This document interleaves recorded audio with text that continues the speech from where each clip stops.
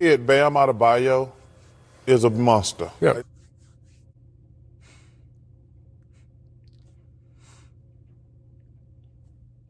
It, by the way, if you didn't know, that monster plays on the Heat. But anyways, what's going on, you guys? Welcome back to another Heat post-game discussion and thoughts. If you're new here, pretty much we just talk about every Heat game until the Heat suck and I start talking about other teams. But real quick though, guys, before we start talking about tonight's game, we got to give a big prayers up to my man Luka Doncic.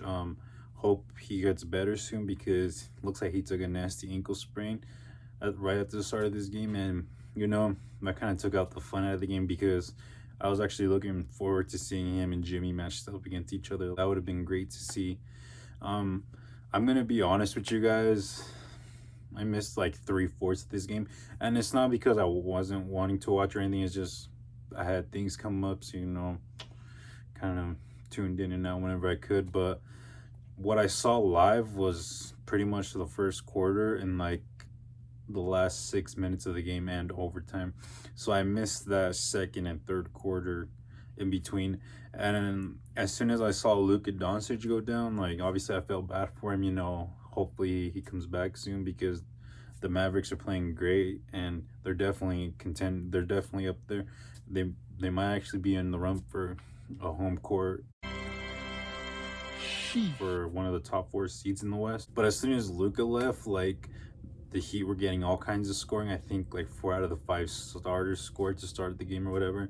But the Heat were up by like 14 points early in the game from what I saw live, and I thought like, hey, I was thinking like, damn, now that Luka's out, maybe the Heat are gonna easily get through the Mavericks, and it looked like it for half the game because I did see in the second quarter they went up by like 20 to 23 points, so they were actually up by quite a bit. And then in that third quarter, late third quarter, early fourth quarter, the Mavericks went on a run. Well, even without Luka, this team did not show any resistance. They didn't give up. They didn't do anything, which shout out to the Mavs for that. I don't like the Mavs. I think I don't like them. I mean, it's hard not to like Luka, man, but okay, I don't like Mark Cuban. Maybe that's who I don't like.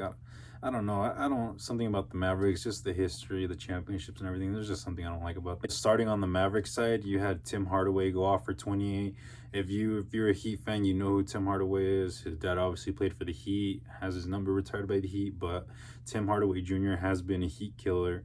If you've seen him on the Knicks, he's been a Heat killer. He's cost the Heat some L's, and he was doing it again tonight. It doesn't matter where this man plays, he's always gonna cause the Heat problems. And it's not by accident or anything. Like Tim Hardaway is a really good player. I personally like him.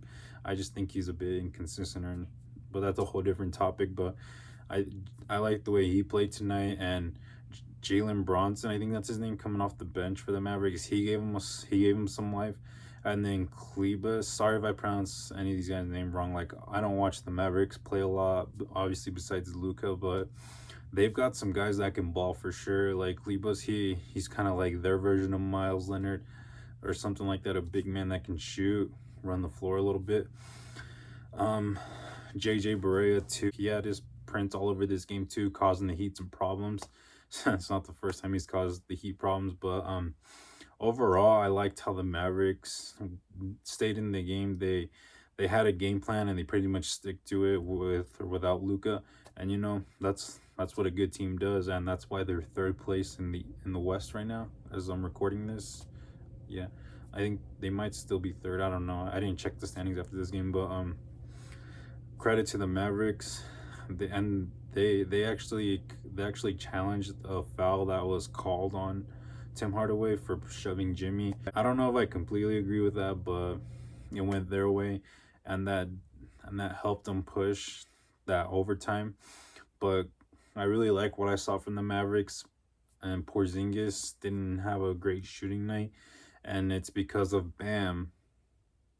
Yes, the monster, the guy that everybody's starting to wake up on. Like Bam was the reason we won this game, guys. I'm not gonna front with you guys.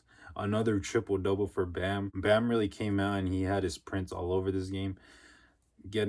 He was getting everybody involved, making the right passes, taking the right shots, and everything just fell the Heat's way. Like overall, the Heat didn't. I feel like the Heat didn't exactly shoot the best, but I mean, like they just had things going at the right time. Like I know Tyler Hero hit a big three. Kelly was hitting shots.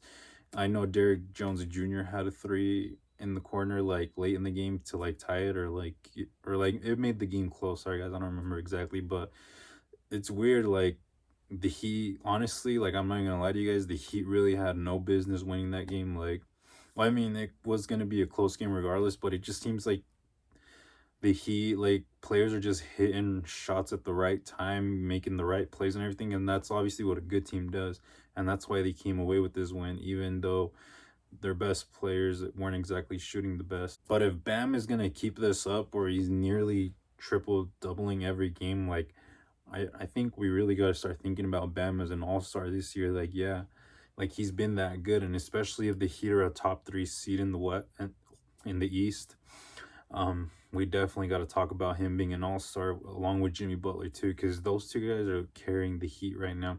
Not exactly carrying, but they're definitely being the leaders that they're supposed to be, and it's leading to wins. Then going to the last shot that Jimmy Butler took to win the game, it was a good shot. He got a good look. I wasn't the biggest fan of him taking that three. I think Jimmy could have gone to the paint, try to draw something. I think Jimmy and Bam, I think the guys were all just tired because, they gave it their all against the Lakers. But, and it's a back-to-back too, so maybe they were just tired. And the Heat were shorthanded today. I think they only played 8 players. Yeah, it was 8 players in the rotation tonight, and there's 2 main players out. So once they get back, it's a 10-man rotation. So you guys kind of know where that stands, like who's going to be playing and not for this team. But that's a whole other discussion. But in that overtime, just like the Heat have been doing all season, when they've gone to overtime, they've been making nothing but great defensive plays, and it's been leading to points. I think the best play of the night was when Jimmy Butler missed both free throws, which is crazy, by the way, because I don't think I've ever seen Jimmy Butler miss 2 free throws in a row. But the crazy part is Bam gets in between Porzingis and somebody else and just snatches that rebound. And that's really what helped the Heat win the game, because that would lead to the Heat having possession of the ball again and leading to Jimmy Butler taking another 2 free throws, which he made both. What I'm trying to get at is Bam is special. Bam is special, guys. Jimmy's being the leader that he's supposed to be.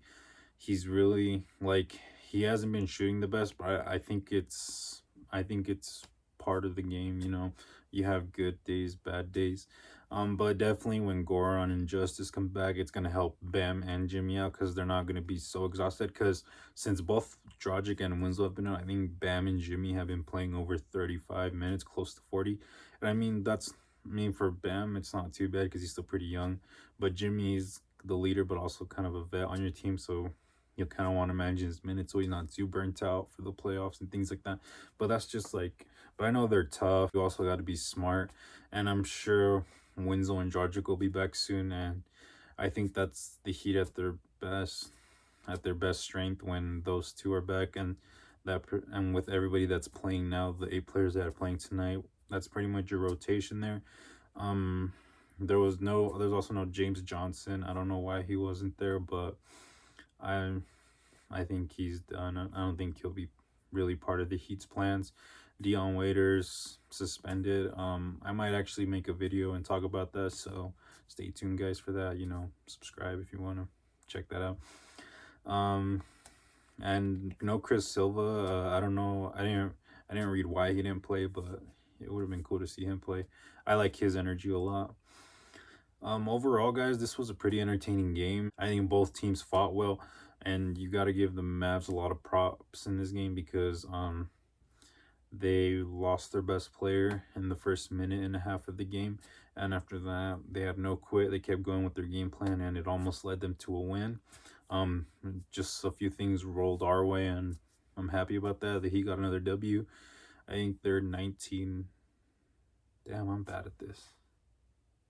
I think they're 19-7 now, right? If I'm wrong, guys, I'm sorry. Either way, the Heat are above 500. They're 10 games over 500, which is good because the last few years the Heat could barely get over 500. So clearly, this team is better than past teams. So yeah. Let's see, is there anything else I want to touch on? But yeah, guys, that's pretty much everything that I took from this game. It was a good win for the Heat, and just seeing Bam and Jimmy kind of like bonding at the end, and like everybody just happy. You know, that's all you want to see from your team. You just want to see guys happy and winning, and that's all you could ask for. On Monday, the Heat are playing the Grizzlies, and then the Sixers, which is another national televised game. I don't think it was before they played the Lakers. I think it was just a regular league pass game or not, but the Heat are starting to get national attention, and that's good because stop sleeping on the Heat. I've not like, maybe it's me being a little biased or not, but I think the Heat have a great chance of making the NBA Finals or just even coming out of the East, because like I don't see a team that they can't hang with except for maybe the Sixers and obviously the Bucks, because the Bucks have the best winning record, but they have been able to beat the Bucks without Giannis. But obviously in the playoffs it's a whole other game, and the Sixers have just been giving the Heat problems. But I like the Heat's chances. And coming up against the Grizzlies, that's who the Heat played to start the season. There was no Jimmy in that game, and that was the game Justice had 27, 7 and 7. So it should be a good game. Fairly not the easy, I mean, there's no easy games in the NBA, but if there's a few that you could probably take on the road, it's going to be Memphis, just because they're rebuilding, and John Moran is still trying to get back into things because he was out for like a couple weeks with the back problems. But I hope that Dragic and Winslow come back soon too, because they're big parts of this team. Jimmy and Bam are holding the fort down right now, but they're gonna get fatigued at some point because these guys are playing a lot of minutes, and you're gonna need Justice for his defense and his playmaking, so that way Jimmy can rest a little bit more, and Bam too, so he doesn't. So not a lot of playmaking is on their shoulders, and Bam can focus on defense and all the great things he does, and Jimmy can also focus on being a scorer and all that. And then Goran too, just that big punch off the bench. He when Goran's come off the bench and scored, it's really made us unstoppable in a way, kind of. But yeah, guys, if you made it to the end of me blabbering about all this, definitely leave a like. Consider subscribing. It'd mean the world. Subscribing, sorry guys, it'd mean the world to me. Comment down below if I forgot about anything, or you guys want to discuss anything.